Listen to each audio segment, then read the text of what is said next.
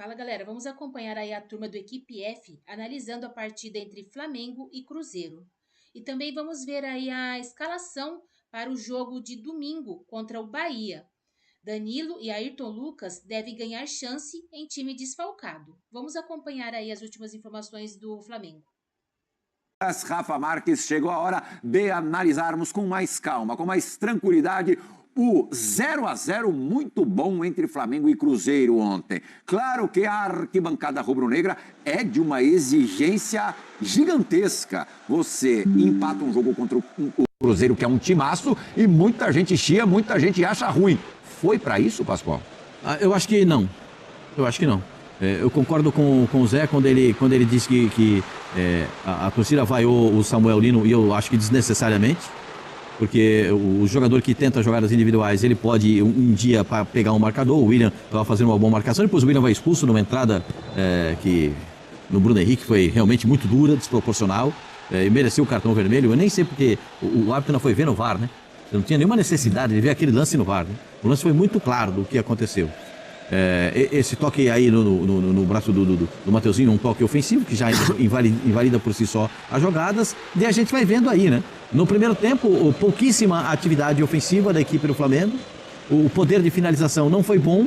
Aí você vai ver já o Rossi, já no primeiro tempo o Rossi tinha feito 2 ou 3 defesas na sequência. Essa aí do Matheus, vai ver, essa aí do Caio Jorge que vai entrar ali e vai bater. E esse é o lance que chama atenção, né? É esse daí, né? Esse é o lance que chama atenção, porque o jogador do Flamengo vai sair jogando. E aí o goleiro pede para ele deixar a bola, que ele vai fazer. Aí tem a defesa. Depois a gente vai falar mais a respeito. Essa tem a defesa do Cássio, que é uma bola cruzada do Plata. E o Cássio consegue fazer a defesa em 2 tempos. O jogo foi bom, cara. O jogo foi legal. É um jogo taticamente muito bem disputado, um jogo com muita intensidade, 2 times com clareza tática dos acontecimentos dentro do campo, sabendo se comprometer dentro da partida. Não, o que não teve foi, esse aqui escapou e conseguiu uma jogada que foi a jogada do jogo. Não, até quando escapou, que é esse caso do Plata, tinha ali o goleiro para fazer a defesa, o Cássio teve boa atuação. O goleiro do Flamengo, para mim, foi o personagem do jogo, porque as defesas dele, do goleiro do Flamengo, aí tem uma bronca da torcida, a bronca dos jogadores do Cruzeiro, é que o árbitro só apitou o lance depois do chute. Né? E aí o pessoal do Cruzeiro correu em cima do árbitro para dizer, você esperou chutar para ver se a bola ia entrar, para depois marcar falta? E se você não marca a falta? E aí ia dar um problema. Vira um problema para a arbitragem. Mas aí eles se apoiam no VAR, né, pastor? Aí eles se apoiam no VAR, aí eles iam ver o VAR, porque provavelmente teria saído o gol. Espera aí, vamos checar o VAR. O que o VAR me diz dessa jogada? Porque os jogadores iriam pressioná-lo. Espera aí que eu vou escutar o VAR. É isso, são os protocolos. Apenas uma ponderação. Eu esperava, falar por mim. Maior público do ano no futebol brasileiro, 72 mil pessoas. E o maior público de uma partida interclubes, não de um jogo de seleções, no novo Maracanã. Então, só para dizer, eu fiquei com a impressão de que o Flamengo deveria voltar pelo menos com 2 alterações para a etapa complementar. É a minha impressão. Uma era a entrada do Pedro, já no segundo tempo. Entrou faltando 10. Entrou aos 37. Achei pouco tempo. O Pedro não recebe nenhuma bola. Ele só pegou na bola quando ele sai para jogar ele sai uma jogada pela esquerda para pegar uma bola ali. Só uma bola ele pegou. Você acha que o Felipe privilegia o Bruno Henrique ao Pedro? Eu acho que o Felipe... E o Plata de centroavante, você gosta? O Plata não jogou de centroavante. Ele jogou de tudo menos de centroavante. Quem jogou de centroavante foi o Georgian, o debochado, que entrava muitas vezes como centroavante. Ele, muitas vezes, o Arrascaeta, o que quis o Felipe? Surpreender o time do Cruzeiro com uma modificação tática e que desse a penetração do Arrascaeta para conseguir o gol. Mas o Arrascaeta também ficou preso na marcação do time. O Arrascaeta é um ótimo jogador. Ótimo jogador. Só que ele não gosta de marcação individual. Quando você cola a marcação no Arrascaeta, ele tem dificuldade para jogar. Isso é nítido, é claro. Isso acontece. É o segundo jogo que isso acontece, hein? É o segundo jogo. E outra vez, o Flamengo... Aconteceu contra o Estudiantes também. Também. Quando você cola a marcação dele, ele não se desprende dessa marcação. Essa é uma dificuldade que ele tem. Mas tem muita qualidade técnica, poderia se desprender. Você disse que o Plata não jogou de centroavante ou jogou mal de centroavante? Não, ele não jogou. Ele jogou aberto pela esquerda, ele veio pegar a bola na direita, ele veio por dentro, o Arrascaeta passava por dentro. Os zagueiros, muitas vezes os zagueiros do Cruzeiro jogaram tranquilos. No sentido de sem ter um homem ali, então o Fabrício Bruno recuperou... O Vijalba, né? Também. Bom jogador esse cara. Bom jogador. Joga lateral esquerdo, zagueiro, joga bom jogador. Eu acho que isso aí faltou. E eu pensei, ó, vai o Pedro voltar para o segundo tempo de centroavante, porque a bola está circulando na frente da área e não tem aquele pezinho que chacoalha a rede. Sabe aquele pezinho que chacoalha a rede? Está faltando aquele pezinho para chacoalhar. O time do Cruzeiro é muito bem organizado. Perdia a bola, não conseguia marcar pressão, que era bem estabelecido, né? Tentando a saída de bola, a gente tenta marcar pressão. Se não consegue, volta, recua todo mundo, fica lá atrás, espera, entrega a bola pro Flamengo. O Flamengo fazia aí até o Cruzeiro está muito bem fisicamente, inclusive. Isso, saindo com 3, né? Uma formação em 3 ali, com o Léo sabia, o Jorginho entrava, ou às vezes o Saúl, saía o Léo Ortiz também. Aí o Cruzeiro paradinho, aí dava até para ver o Matheus Pereira voltando, respirando e tal. Aí entrou o Gabriel, depois da expulsão do William, veio jogar por dentro. Tem a ver com isso. Rafa, o Flamengo, se a gente fizer uma comparação, por exemplo, com o Palmeiras, que é o perseguidor ali, tem um time com jogadores, os determinantes, mais velhos.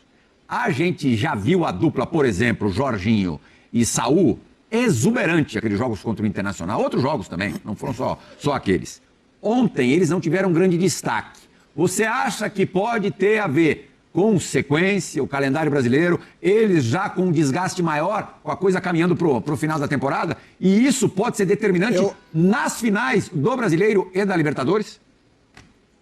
Eu acho que tudo pode.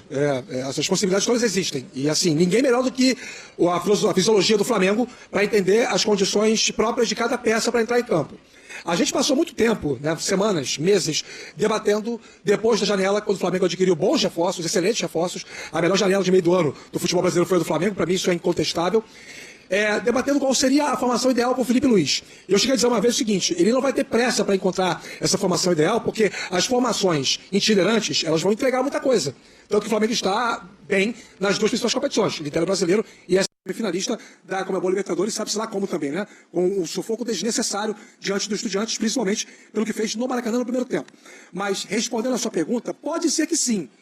E isso porque o Felipe Luiz encontrou, exatamente nos confrontos contra o Internacional, o chamado meio-campo ideal, com Jorginho, Saúl e Arrascaeta. Uma vez você tendo encontrado o meio-campo ideal, que é o setor vital de um time, e desde que a bola redonda funciona assim, o time de futebol ele começa a ser escalado pelo goleiro, que é o primeiro.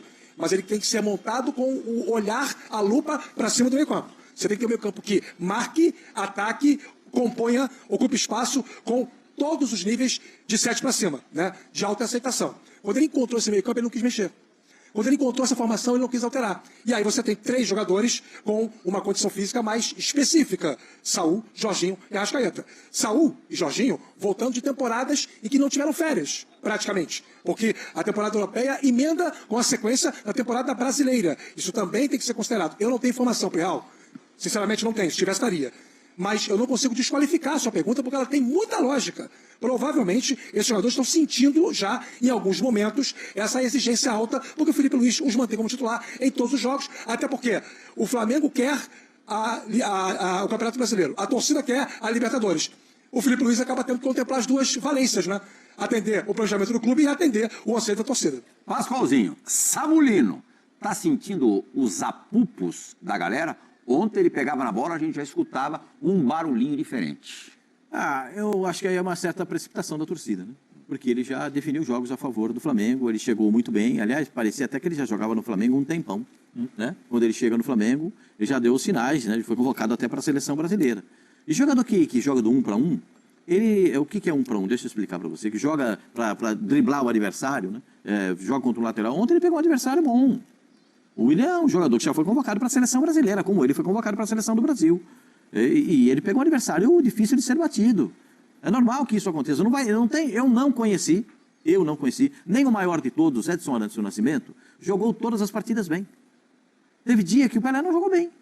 Era raro? Era muito raro. Muito raro você não ver o Pelé jogar bem. Mas ele teve dia que não jogou bem. Então, eu estou dizendo o maior exemplo de todos, que é o Pelé, para chegar no Samuel Lino.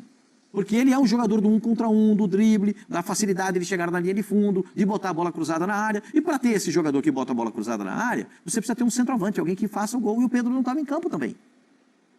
E o Plata muitas vezes jogou fora da área do que propriamente dentro da área. Deixou o Arrascaeta entrar na área. É só você ver os lances do primeiro tempo.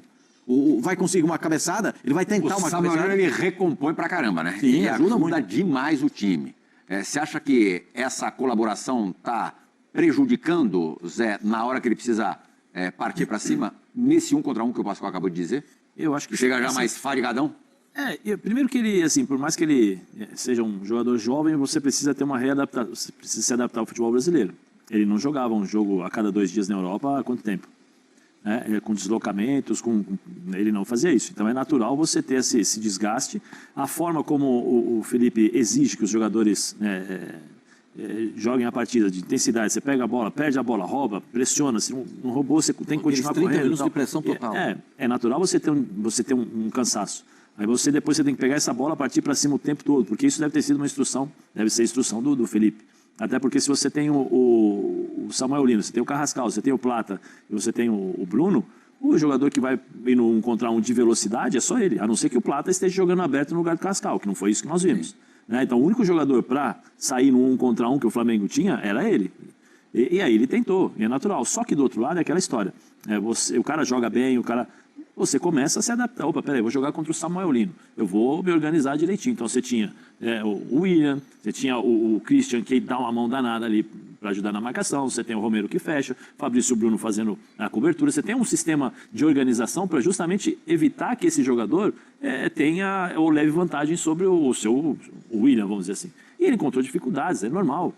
Isso faz parte, mas como no próximo jogo ele pode pegar na bola e encontrar facilidades, porque talvez ele esteja mais tranquilo, mais relaxado, mais usado. Bahia, lá na Fonte Nova. Mas assim, é natural você ter esses altos e baixos depois de muito tempo que você está na Europa. Muito tempo assim, você está muito tempo na Europa, você volta, você tem uma sequência. Se eu não me engano, ele não saiu. Ele jogou quase todos os jogos.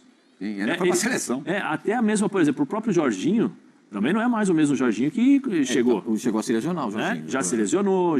Quando o Jorginho chega, o Jorginho, se não me engano, faz 10 jogos seguidos. Aí ele tem uma queda. É natural, o próprio Saul. O Saul chegou um pouquinho mais acima do peso, entrou em forma. Agora também está encontrando dificuldades. Por quê? Porque os times começam a mapear aonde o cara joga, aonde ele passa, como ele se movimenta. E aí tem dificuldades. Uma coisa é você jogar com um elenco qualificado. O Cruzeiro tem um elenco qualificado, bons jogadores. E outra coisa é quando você joga contra times que têm elencos limitados. Aí o Flamengo deita e rola. Felipe Luiz falou sobre este momento do Samuel Lino, as críticas, as vaias recebidas ontem à noite no Maracanã. Roda o Felipe. Bom, primeiro que o Lino, todo mundo sabe da qualidade, ele já demonstrou quando ele chegou aqui. E todo jogador, e principalmente aqui no Flamengo, oscila, né? O Lino teve uma sequência muito pesada de jogos, muito difícil. O jogo da Libertadores teve uma carga grande, depois 3 dias teve que jogar também contra o Corinthians, onde foram jogos muito difíceis. E eu optei por dar essa sequência de minutos para ele, e fisicamente talvez ele sentiu um pouco no jogo contra o Corinthians, e isso faz o rendimento cair um pouco. Agora, é importante que vocês e também a torcida entenda que os dribladores são os jogadores que mais perdem bola. Isso é uma coisa natural do futebol, nas estatísticas, em todos os lugares. Então, sempre que você tem um driblador, que no nosso caso será Cebolinha, Michael, Samuel Lino, o próprio Plata quando joga aberto. Então, são jogadores que são dribladores, e eles arriscam o 1 contra 1 e se expõem muito.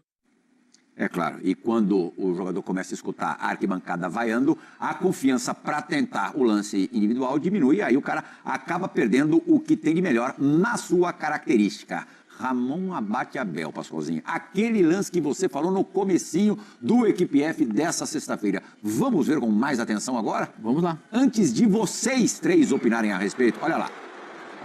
É o Varela ali, né? Ele deixa pro Rossi. Isso... Pelo que eu entendo de regra de futebol, não sou, admito, profundo conhecedor, isso caracteriza recuo de bola. Será que nosso Carlos Eugênio Simon, árbitro de 3 Copas do Mundo, pensa como eu? O Simon vai falar deste lance e dos lances envolvendo o Daverson na partida do Fortaleza contra o São Paulo. Um deles, a expulsão do Rigoni, e o outro, a entrada dura no preparador físico. Roda o VT do Simon, por favor, Fabrício. E aí, pessoal do Equipe F, Pirral e os demais companheiros, um abraço a todos. Depois da rodada polêmica de quarta-feira, ontem tivemos 3 jogos. Teve um lance em que o São Paulo venceu o Fortaleza por 2-0 e o árbitro, Anderson Daronco, poderia ter dado um cartão no Daverson, que ele dá um carrinho e acerta o adversário fora do campo. Mas enfim, passou batido, a atuação do mais foi tranquila e o São Paulo merecidamente venceu por 2-0, tendo um jogador bem expulso. Foi por cima da bola, o Rigoni, por cima da bola e acertou o tornozelo do adversário, jogou brusco grave, cartão vermelho com auxílio do VAR. Já no Maracanã, um jogo tenso, pegado e bem disputado. Ramon Abate, o árbitro, e tivemos uma bola em que o jogador do Flamengo vai sair jogando, ele dá um tapa para o lado. né? E aí o goleiro vem, o Rossi, pega e despacha ela para o ataque. Isso não é infração. De acordo com a regra número 12, seria tiro livre indireto quando o jogador deliberadamente dá um passe para o goleiro na intenção de ludibriar, de ganhar tempo. E não foi o que aconteceu. Portanto, o jogo que segue, decisão correta da arbitragem. Um abraço a todos, bom final de semana. Vai, Pascoalzão, discute com o velho agora. Não, eu sabe que eu tenho o Simon, o Simon é mais, assim, mais do que a amizade eu tenho pelo Simon, um enorme respeito pelo Simon. Mas eu discordo. Para você foi deliberado. Para mim foi deliberado. Ele pega a bola, sai jogando, o goleiro fala, sai. O que pensou o Varela? Ele vai quebrar a bola. Aí vem quem que vem ali do Cruzeiro, não lembro quem que veio. Acho que era o Matheus. O Matheus vem para dar o bote. Na hora que ele pega a bola com a mão, o Matheus já levanta pedindo a falta. Levanta a mão pedindo a falta. Segura na hora. Eu, se estivesse jogando, também pediria. Ou não? Ou você não, José? Eu também, ó, pegou a bola, sai jogando. Sai, Varela, sai, Varela. Lógico. Pegou, vai quebrar daí. Ele vai bater daí. É o Matheus mesmo. Aí o Matheus vai lá e dá um bote nele lá. O Matheus tá pedindo ali, ó. Tá vendo? Eu, leigo, claro, eu não sou árbitro de 3 Copas do Mundo, eu fiquei realmente ali, falei, puxa vida, o árbitro não viu isso? Não viu ele? Vai pitar o jogo domingo também no Corinthians? Isso aí tá errado. Não, choquei ele, vai pitar. Isso aí não foi sem querer, né? Isso aí não foi sem querer, né?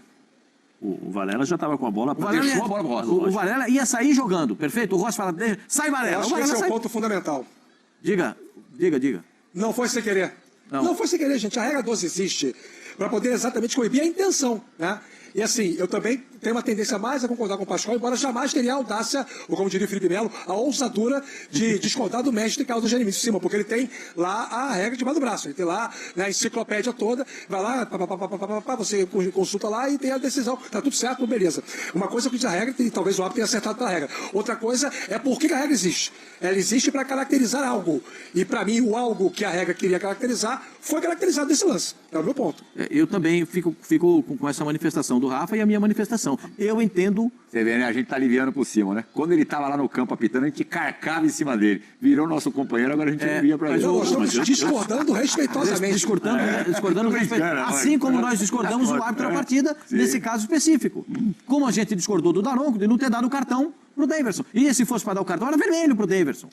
Porque aquilo é um ato antiesportivo. O árbitro, como disse o Rafa, por dever de ofício, o procurador do STJD deve também indiciá-lo nesse caso. Porque aquilo é uma agressão. Na minha visão, não sei a do José. O José não, eu já falei, para mim é uma agressão. Aquilo ali foi com a intenção realmente de... E no jogo do Varela, se fosse você no lance... Do Varela? Não, ele ia pedir falta. Ali foi falta. O José Ferreira Neto está nos acompanhando aqui. Opa. E está escrevendo beijo para você, Neto. A gente ama. Está dizendo aqui que o Simon está certo na opinião dele. Tá certo? Ô, Neto, você... Corroborando com a opinião do Simon. A gente agradece a sua manifestação aqui, Neto. E o nosso respeito. Neto, gente boa pra caramba. Neto, que é um grande fã de esporte. Quem vê o Neto não sabe o coração que ele tem. Não sabe a bondade que tem daquele chucro que aparece lá. Ele é completamente diferente. Completamente diferente. Aquilo é um personagem, né, Pascoal? O ator é outra coisa. Aquilo é um Pascoal. Aquilo é um personagem. Isso aí é um ser humano espetacular. Eu também não conheço ninguém que conheça o outro Neto e não goste demais dele. Eu tenho muito carinho por ele. Muito carinho pelo Neto. Agora vem cá, uma perguntinha mais, digamos, apimentada para o final de semana, pensando na rodada do final de semana e na briga pela liderança do Brasileirão. Quem que tem a parada mais dura? O Flamengo enfrentando o Bahia... Sem 8? Calma.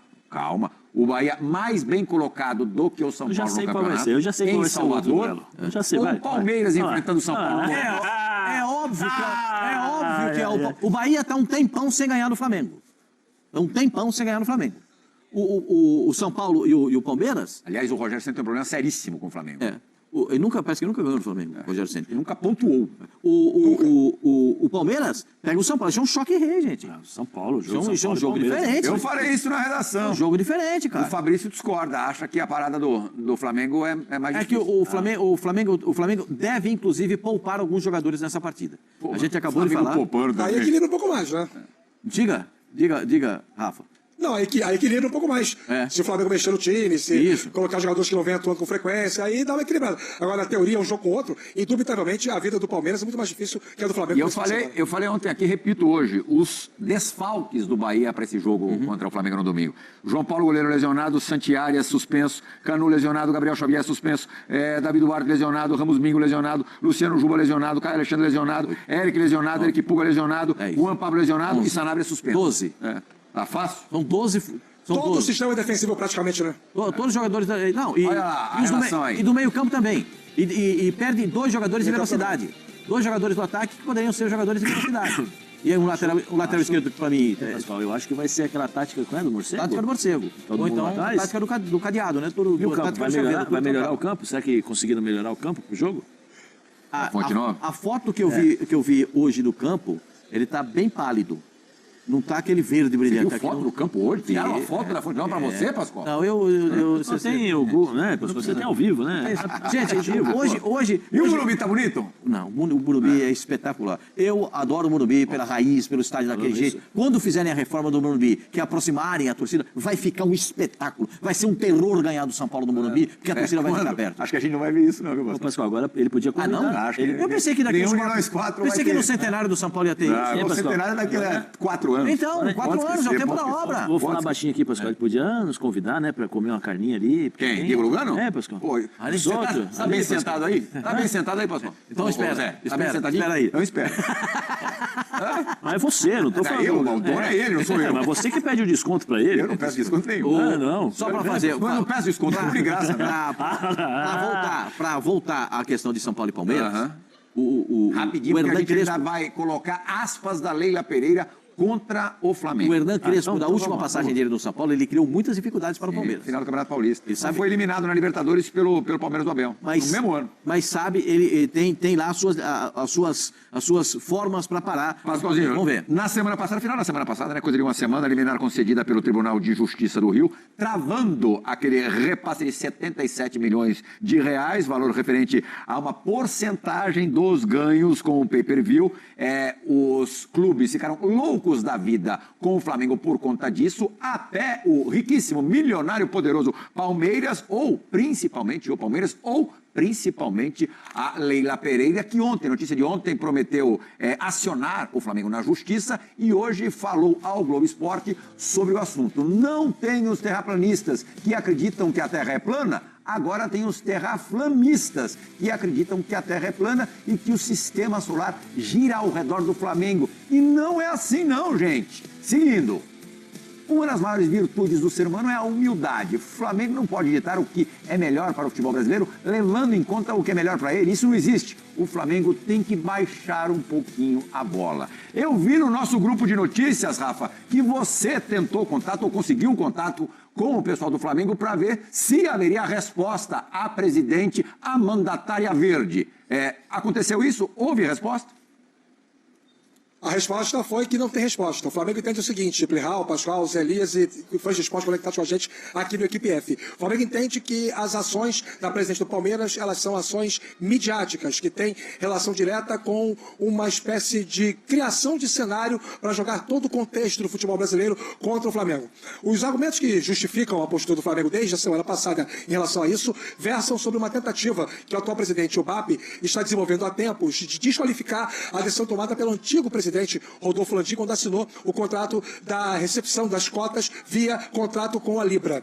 Como o Flamengo discorda do percentual atribuído pelo pay-per-view, não, em relação ao percentual estático, às outras receitas, especificamente em relação ao pay-per-view, o Flamengo entende que está sendo lesado pelo tamanho da sua torcida, o clube entrou na justiça. E, aliás, eu tenho informação, inclusive, que do ponto de vista jurídico, essa liminar nem deveria ser concedida na medida em que ela fere direitos de terceiros. Ao fazer isso, o Flamengo está atingindo clubes que não têm nenhuma relação com o objeto da ação do Flamengo. Dito isso, a coisa se sucedeu, se desenvolveu e chegamos a esse estágio em que a Leila Pereira conseguiu mobilizar os outros 19 clubes. Então hoje nós temos o Flamengo de um lado e os outros 19 clubes do outro lado. E clubes das duas frentes, da Liga Forte União e também da Libra. Está todo mundo do mesmo lado, contrário ao que o Flamengo está estabelecendo. Mas sobre as declarações da Leila, o Flamengo entende que isso não cabe em um posicionamento. O Flamengo tem que precisar dar satisfação ao seu torcedor, ao seu sócio, aos seus conselheiros. O Flamengo entende que o contrato lesa o clube e que, portanto, nada além disso. Ou seja, não vai ter nenhuma manifestação explícita contra as falas da Leila Pereira. E quem quiser saber mais, é só acessar espn.com.br. A matéria está lá. Melhor impossível, Rafael Marques. Oswaldo Pascoal, temos 3 minutos, a gente vai poder se aprofundar muito, mas é muito evidente que essa história ainda vai muito longe, né? Vai muito longe, né? Pelo menos assim, eu vejo um desrespeito total do atual presidente do Flamengo com o ex-presidente do Flamengo, né? Porque o Landim assinou o documento. Está assinado. E quando o Landim era o presidente, o Landim, a figura humana do Landim, é uma coisa. O Landim, presidente do Flamengo, é outra coisa. Ele representa o Clube de Regatas do Flamengo. E ele representando o Clube de Regatas do Flamengo, ele assinou o documento que está lá. O atual presidente não reconhece que aquilo tenha sido bom, não reconhece aquela assinatura como positiva para o clube, mas ela foi assassinada, a assinatura está lá, e ela foi feita por um representante legal do Clube de Regatas do Flamengo. Eu acho, no mínimo, uma grande falta de respeito do atual presidente com o ex-presidente. Hoje é dia 3, dia 19, no Maraca tem Flamengo e Palmeiras. Já pensou, Zé? Mas isso tudo faz parte do... E talvez a gente ainda bateu a final de Libertadores, só isso. É com o primeiro tetra brasileiro campeão da Libertadores. Melhor jogar antes, tem jogo antes. Tem jogo da LDU, tem jogo do Racing. É melhor jogar. Rafa Marques, que prazer mais uma vez estar com você, meu amigo. Foi ótimo as suas participações brilhantes como de costume. Pascoalzinho, vamos junto. Muito obrigado. Valeu, Zé Elias. Primeiro convite, né? Depois de um frustrante empate com o Cruzeiro, o Flamengo volta a entrar em campo neste domingo às 18h30 contra o Bahia. Com desfalques, o técnico Felipe Luiz precisará fazer alterações na equipe, que ainda pode sofrer com problemas físicos da maratona. O zagueiro Léo Pereira e o lateral esquerdo Alexandro estão suspensos após levarem o terceiro cartão amarelo no Maracanã. Por isso, o Fla deve ter Danilo, Ayrton Lucas como titulares na Arena Fonte Nova. O provável Flamengo tem Rossi, Varela, Danilo, Léo Ortiz e Ayrton Lucas, Saul ou Dela Cruz, Jorginho e Arrascaeta, Plata ou Carrascal, Samuel Lino ou Cebolinha e Pedro. O time se reapresentou na tarde desta sexta-feira no Ninho do Urubu. O único treino com o grupo completo será no sábado pela manhã. Em seguida, a delegação embarca para Salvador. Com o desgaste de mais um jogo com intervalo curto, Felipe Luiz pode voltar a poupar alguns atletas do meio para a frente. A escalação só é definida na preleção da partida. A bola rola às 18h30 pela 27ª rodada do Campeonato Brasileiro. Quem continua fora é Eric Pulgar. O volante está na fase de transição e retornando aos trabalhos com o restante do grupo. O Fla espera tê-lo disponível após a data FIFA. O departamento médico do clube está zerado neste momento. O Flamengo segue sendo o líder do Campeonato Brasileiro, mas viu a gordura diminuir nas últimas rodadas. São 55 pontos contra 52 do Palmeiras. O rubro-negro tem um jogo a menos, enquanto o Clube Paulista tem 2. O Cruzeiro, que já completou as 26 rodadas, é o terceiro com 51 pontos.